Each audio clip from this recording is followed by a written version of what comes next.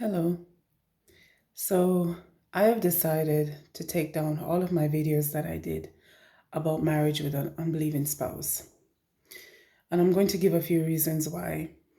I have discovered over the course of months and over the course of maybe a year that there is no code, there are no rules, um, there is not this kind of remedy that you will apply to such a situation or to such marriages, because marriage with an unbelieving spouse look different for everybody. So it started out different for everybody. They walk through it differently than everybody else. They battle different kind of demons. They battle different kind of heartaches and circumstances and all the things that they have to walk through with this unbelieving spouse that they're with. And sometimes some people get married and while they got married, they were not at the place they were with Christ as they would have been later on down in the marriage. So they got married, they were in love, and you're not at that place with Christ, but you're still a believer. And then somewhere in the marriage you changed. Somewhere in the marriage you grew. Somewhere in the marriage you got closer to the Lord. And so that can kind of like put a strain on your marriage, because then your desires change, your outlook on life change, your interest changes, maybe even in physical activities, maybe even in the places that you normally would go, and the things that you normally would compromise. You don't want to compromise with these things anymore because you're seeking holiness and you're seeking Christ with all of your heart. But your unbelieving spouse, whether male or female, is not in that place. They're not seeking Christ, and then they feel like, okay, I'm losing my wife or I'm losing my husband, and I would like to have my old wife back or my old husband back. So basically what I'm saying is this: in the Bible, there is no guarantee that you will save your unbelieving spouse. The Bible did not assure you that you will save. It said it might, it is possible based on your godly conduct, okay? And that your unbelieving spouse is also sanctified through you, the believer.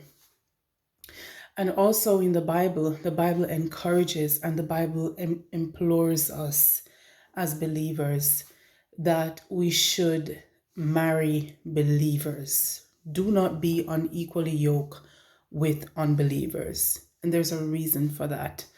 So the Lord wants to save you time. He wants to save you energy. He wants to save you unnecessary warfares that you might end up fighting in this marriage with this unbelieving spouse.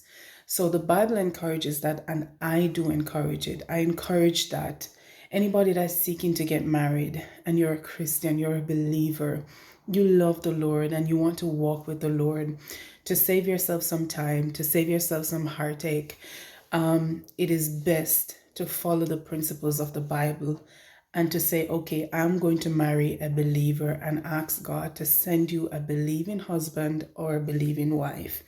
And please be patient and wait for it. So there were numbers of videos that I did. One included like do's and don'ts and everything. And I think I cannot come on here and tell people, do this or apply this, or this strategy, this and that and that, and that will work for you and that will work for you, and take this clue and take this hint and take this message, and then your marriage problems will be solved, and then your unbelieving spouse will be saved. The Bible could not assure us that they would be saved. So I have no right and I have no place to say that they will definitely be saved, unless it's given to me by the Father from heaven to minister to somebody like that. Unless the Father gives me visions, He gives me words, He gives me confirmation to minister to somebody in that kind of situation, that, hey, one day he or she will be saved.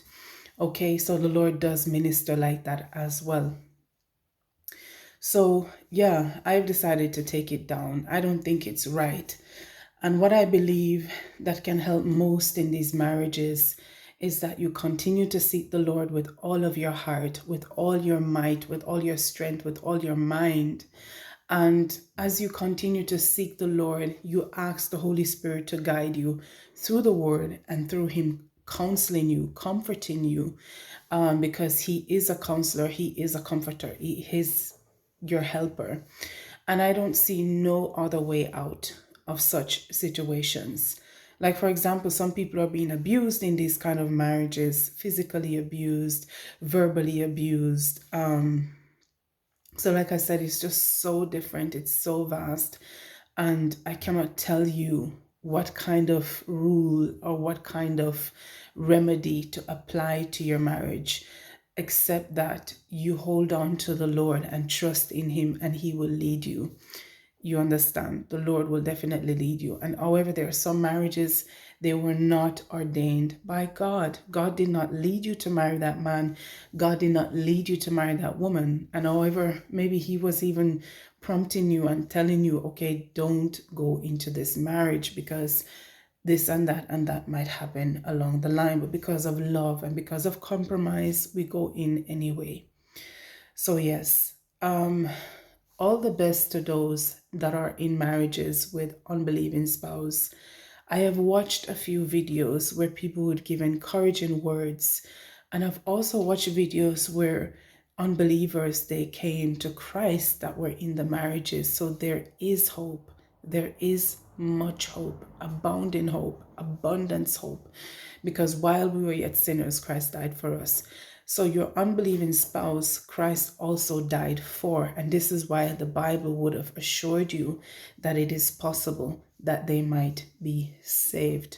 However, how can you know, O man or O woman, that you will save your wife, that you will save your husband, right? So you don't know for sure.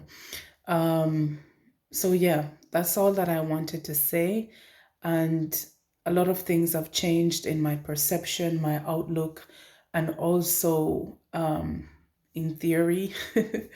And that can vary as you dig deeper into the word and as you get deeper revelation through the Spirit. So where that is concerned. And like I said, I really do encourage you, stay equally yoked.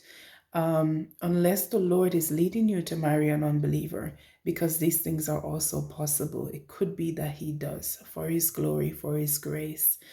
So yes, God bless you and shalom.